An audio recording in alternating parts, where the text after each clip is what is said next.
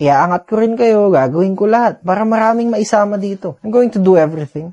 Pero putya, tulungan nyo rin naman yung sarili nyo. Magkaroon din naman kayo ng bilang sa mundo. Real knowledge ang kailangan natin dito. Real skills, real passion and craft na may ibubuga. Kasi yun ang kailangan para manalo. Tatanungin nyo kung hindi mo pa rin alam kung paano. O magkaroon ka ng idol, ng ifa-follow, ng papanoorin, magkaroon ka ng gagawin. Tapos dapat may matatapos ka din. Magkaroon ka ng pangarap na mataas, ng sense of urgency, ng mindset na matindi. Tapos mawalan ka dapat ng emosyon. Pero lagyan mo ng puso. Maging mapagbigay ka sa kapwa mo, pero huwag kang magpapaabuso. Huwag kang gagawa ng bagay na labag sa Diyos.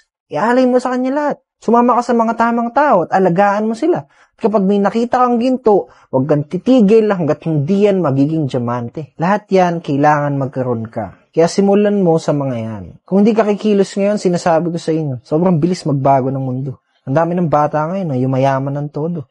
Pakadami na. Mawalan na kayo ng chance pag di pa kayo gumalaw ngayon.